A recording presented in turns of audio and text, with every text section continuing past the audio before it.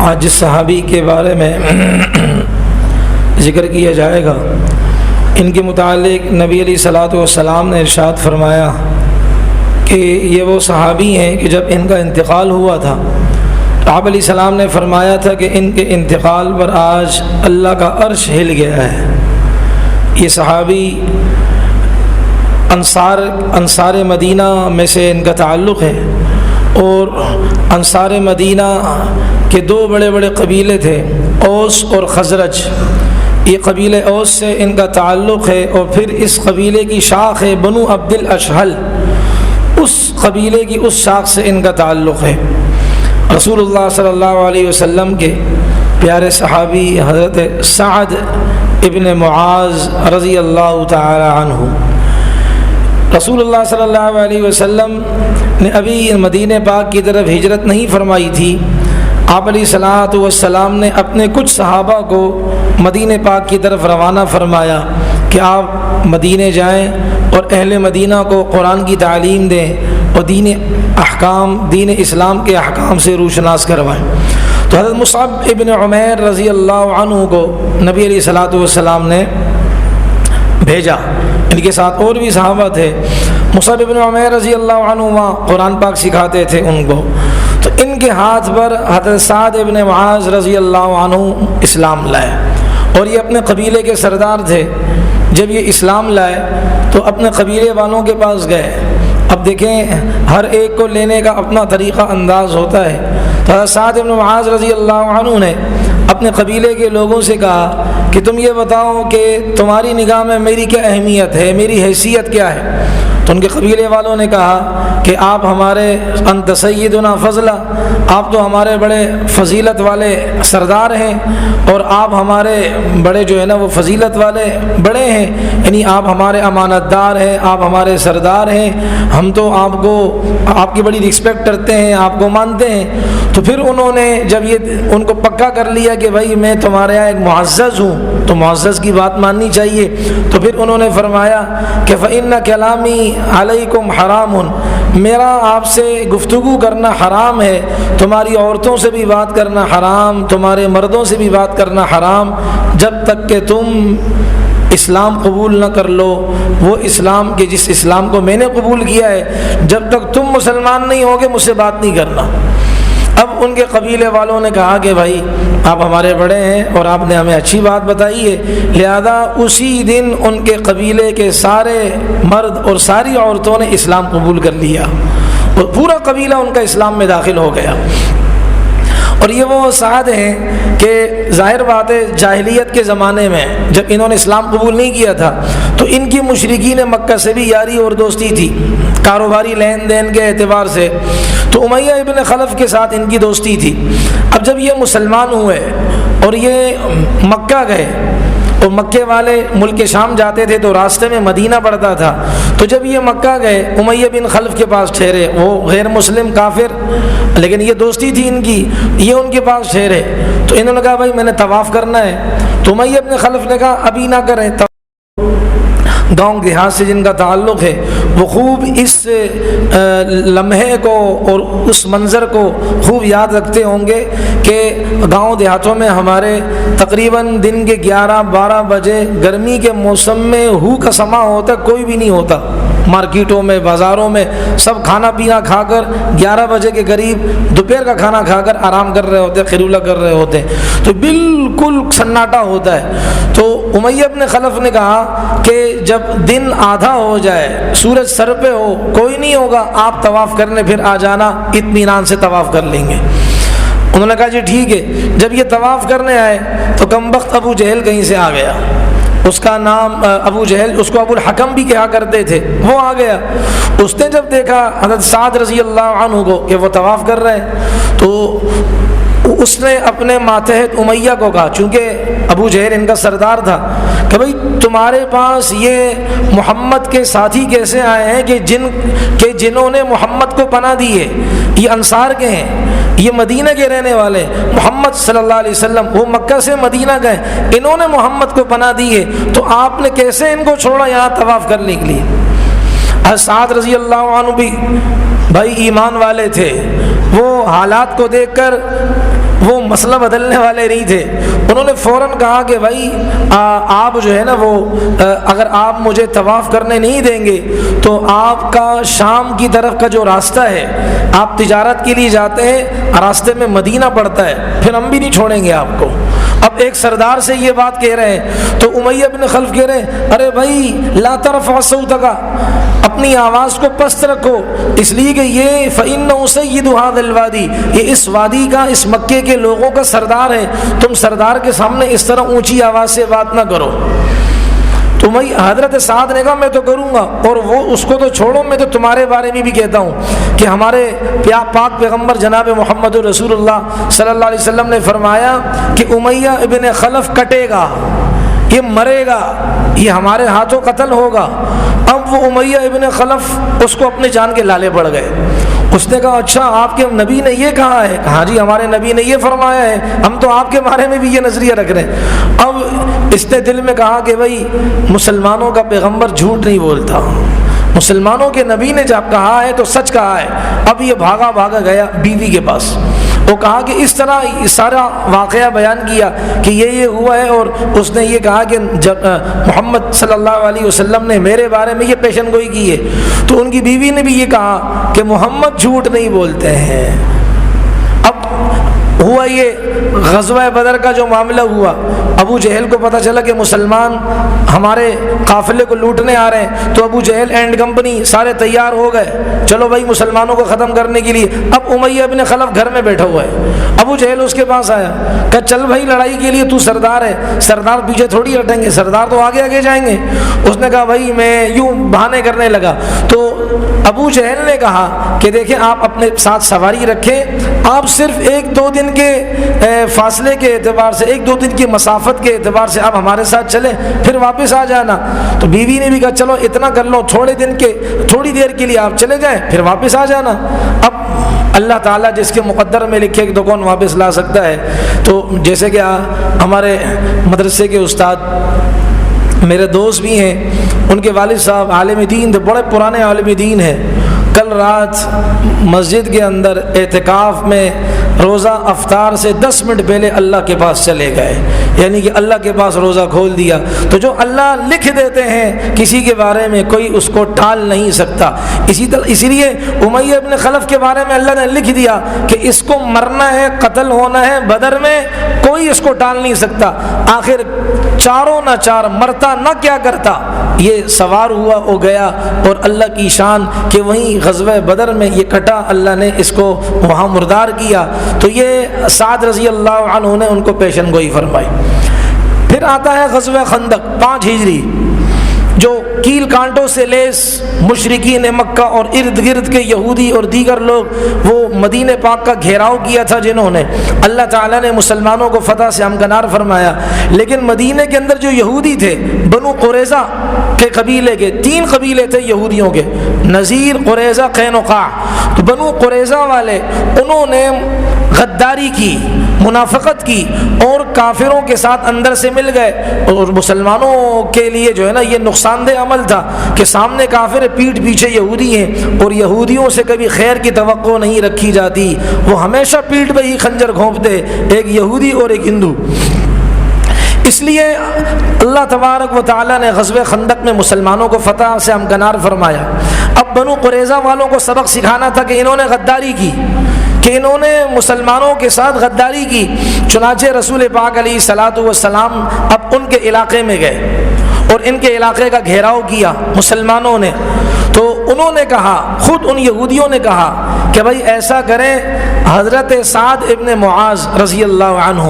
ہمارا ان کے ساتھ بڑا اچھا تعلق ہے، دیرینہ مراسم ہے ہمارے ان کے ساتھ، وہ ہمارے بارے میں جو بھی فیصلہ کہیں ہم ماننے کو تیار ہیں. رسول اللہ صلی اللہ علیہ وسلم نے فرمایا ٹھیک ہے. اور غزوہ خندق میں چونکہ ساتھ ہوا تھا، ان کے ہتھیلی پر، ہاتھ پر، حضرت سعد رضی اللہ عنہ کے ہاتھ پر تیر لگا تھا، جس سے ان کی رگ پھٹ گئی اور اس سے خون جاری ہونا شروع ہو گیا تھا. اور حضرت سعد رضی اللہ عنہ نے اس موقع پر اللہ سے عجیب دعا کی تھی کہ یا اللہ، میں آپ سے یہ دعا کرتا ہوں، اگر ان قریش مکہ کا ابھی مسلمانوں کے ساتھ آگے بھی ٹکراؤ ہونے والا ہے تو اس وقت تک مجھے مارنا نہیں. جب تک کہ میں آپ کے نبی کی دشمنوں سے لڑ نہ لوں. وجہ یہ ہے کہ فَإِنَّهُمْ قَدْ آذَوْا نَبِيَّكَ وَكَذَّبُوهُ وَأَخْرَجُوهُ کہ انہوں نے آپ کے نبی کو بڑی تکلیفیں دی ہیں, آپ کے نبی کو جھٹلایا, آپ کے نبی کو مکہ سے نکالا. تو میرے پاک نبی کو اتنی تکلیفیں دی ہیں, میں چاہتا ہوں کہ آئندہ اگر کافروں کے ساتھ یعنی قریش مکہ کے ساتھ اگر لڑائی باقی ہے اس وقت تک مجھے نہ مارنا. خون نکل رہا تھا. اور اے اللہ دوسری گزارش آپ سے یہ ہے کہ جب تک بنو قریظہ والے یہودی یہ بنو قریظہ والے ہیں انہوں نے نبی علیہ السلام کے ساتھ غداری کی ہے, جب تک ان کے بارے میں میری آنکھیں ٹھنڈی نہ ہو جائے قتل کر کے, اے اللہ اس وقت تک مجھے مارنا نہیں. تو جو خون بہ رہا تھا, نس سے خون بہ رہا تھا, اللہ نے وہ خون روک دیا, وہ بالکل رک گیا, ایک قطرہ نہیں نکل رہا تھا. اور نبی علیہ الصلوۃ والسلام نے ان کے لیے مسجد ہی میں خیمہ لگایا تھا کہ بھائی میرا ساتھ وہیں رہے تاکہ میرا آمد و رفت میں ان کو دیکھتا رہوں, ان کی دیکھ بھال کروں, خیر خبر لوں ان کی. پھر بنو قریظہ والوں نے یہ کہا نبی علیہ السلام سے کہ حضرت سعد کو بھیجیں, وہ میرے بارے میں, ہمارے بارے میں, ہمارے نوجوانوں کے بارے میں, ہمارے بچوں کے بارے میں جو بھی فیصلہ کہیں گے ہم ماننے کو تیار ہیں. اب حضرت سعد کو بلایا گیا دو بندوں کے سہارے سے, چونکہ وہ زخمی تھے, خون بہت نکلا تھا ان کا, اب ان کو سہارے سے لایا گیا اور ان کو ساری کنڈیشن, ساری سچویشن, ساری بات بتا دی کی گئی ہے. پھر انہوں نے مخاطب کر کے کہا کہ میں جو فیصلہ کروں گا مانیں گے؟ یہودیوں نے کہا مانیں گے. ادھر آپ نبی علیہ السلام بھی تھے تو نبی علیہ السلام کی طرف انہوں نے بہت ہی ادب کے ساتھ عرض کیا کہ جو بھی میں کہوں گا آپ حضرات مانیں گے. اشارہ نبی علیہ السلام کی طرف تھا. نبی علیہ السلام نے فرمایا بالکل مانیں گے. اب یہودی اندر سے بغلے بجا رہے تھے, وہ یہ سمجھ رہے تھے کہ ہمارے تو تعلقات ہیں لہذا یہاں کیا ہوگا, گھٹالا ہوگا, اور یہاں یہ جو ہے نا ہمیں دیکھ کر اصول توڑیں گے, تو اس لیے ہمیں دیکھ کر یہ دوستیاں یاد آئیں گی, ہمارے لیے اصول توڑ دیں گے. حضرت سعد رضی اللہ تعالی عنہ نے فرمایا کہ میں یہ کہتا ہوں کہ انہوں نے نبی کے ساتھ غداری کی ہے, ان کے جوانوں کی گردنیں اڑائی جائیں, ان کے بچوں اور عورتوں کو قیدی بنایا جائے, یہ میرا فیصلہ ہے. اللہ کے نبی صلی اللہ علیہ وسلم خوش ہو گئے اور آپ علیہ السلام نے فرمایا اے سعد یہ صرف آپ کا فیصلہ نہیں, 7 آسمانوں پر موجود, 7 آسمانوں کے اوپر عرشوں پر مستوی اللہ کی ذات کا بھی یہی فیصلہ ہے کہ ان یہودی خناسوں کی گردنیں اڑائی جائیں. انہوں نے نبی کو دھوکہ دیا ہے. چنانچہ کچھ 400 کے قریب ان کے جوان کے جو لڑائی والے تھے ان کو لایا گیا, ان کے لیے گڑھے کھودے گئے, ان کو آگے کیا اور ان کی گردنوں کو اڑا کر ان خندقوں اور ان کھائیوں اور ان گڑھوں میں رکھا گیا, اس لیے کہ انہوں نے مسلمانوں کے ساتھ عین ایسے وقت میں جب مسلمانوں کو ان کی ضرورت تھی, اس لیے کہ معاہدہ ہوا تھا, انہوں نے وعدہ خلافی کی ہے. اور غدار کی سزا سرطن سے جدا, یہی غدار کی سزا ہوتی ہے. ملکی اعتبار سے آج کل کے عالمی اور انٹرنیشنل قوانین کے اعتبار سے بھی یہ سزائیں ہیں. چنانچہ اب ان کو قتل کر دیا گیا. جیسے ہی یہودیوں کا, بنو قریظہ والوں کا قتل ہوا, وہاں سے ان کی رگ دوبارہ اس کا منہ کھل گیا اور خون نکلنا شروع ہو گیا. کچھ ہی دنوں کے بعد حضرت سعد رضی اللہ عنہ کا انتقال ہوا. نبی علیہ الصلوۃ والسلام کو خبر پہنچائی گئی آپ کے پیارے صحابی حضرت سعد کا انتقال ہوا. مختلف کتابوں کو جب جوڑا جائے تو آپ علیہ السلام اس میں یہ بات ملتی ہے, نبی علیہ السلام جیسے ہی پتہ چلا اللہ کے نبی فوراً کھڑے ہوئے اور تیزی سے گئے. صحابہ بھی نبی علیہ السلام کے ساتھ تیزی سے گئے, اس قدر تیزی سے گئے کہ ان کے جوتوں کے تسمے ٹوٹ گئے اور رسول اللہ تیزی سے جا رہے ہیں. کسی نے عرض کیا اللہ کے رسول علیہ السلام سے آپ اتنی تیزی سے جا رہے ہیں, خیر ہے؟ آپ علیہ السلام نے فرمایا اس لیے تیزی سے جا رہا ہوں کہ کہیں ایسا نہ ہو ہمارے پہنچنے سے پہلے فرشتے پہلے پہنچ جائے. جس طرح حضرت حنظلہ کو فرشتوں نے غسل دیا تھا, کہیں میرے سعد کو بھی فرشتے غسل دے دیں اور ہم اس غسل دینے کے عمل اور اس سعادت سے محروم نہ ہو جائیں. اس لیے نبی علیہ السلام نے فرمایا میں تیزی سے گیا. اور پھر جب وہاں پہنچے تو آپ علیہ السلام یوں انگلیوں کے بل, پاؤں کی انگلیوں کے بل چل رہے تھے. کسی نے پوچھا حضرت یہ وجہ کیا ہے؟ نبی علیہ السلام نے فرمایا فرشتے اتنے آئے کہ جگہ ہی نہیں ہے, اس لیے میں بڑا سنبھل کے جا رہا ہوں. یہاں تک کہ کتابوں میں آتا ہے حضرت جبرائیل آئے نبی علیہ السلام کے پاس اور آپ علیہ السلام سے عرض کی اللہ کے رسول آج کون فوت ہوا ہے, آج کون ایسی بابرکت شخصیت کا فوت ہوئی ہے، کس کا انتقال ہوا ہے کہ آسمانوں سے فرشتے وہ آسمانوں سے اتر رہے تھے، اور ایسے فرشتے اترے جن کی تعداد 70,000 ہے۔ یہ جب سے اللہ نے کائنات کو بنایا ہے اس وقت سے لے کر آج تک یہ فرشتے زمین پر نہیں اترے ہیں، آج پہلی دفعہ یہ فرشتے زمین پر اترے ہیں اس انسان کی نماز جنازہ میں شرکت کے لیے۔ یہ کون ہے؟ نبی علیہ السلام نے فرمایا یہ میرا سعد ہے، یہ میرا سعد ہے۔ او بھائی سونا مردوں پر حرام ہے، تو یہ میرا سعد ہے، اس لیے کہتے ہیں النوم اخو الموت، نیند بھی موت کی چھوٹی سی بہن ہے۔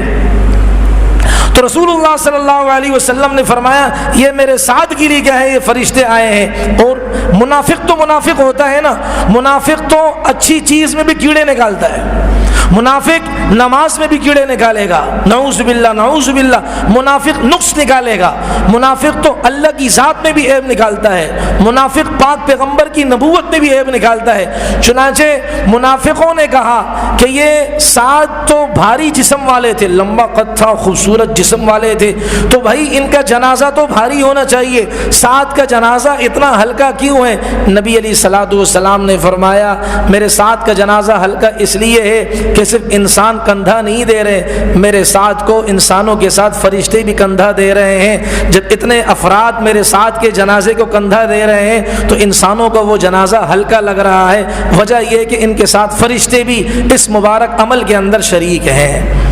اور ایک موقع پر دومت الجندل ایک علاقہ ہے، وہاں کے فرما رواں نے نبی علیہ الصلوۃ والسلام کو ایک جبہ ہدیے میں دیا، بڑا نرم ملائم بہت ہی بیش بہا قیمتی جبہ تھا،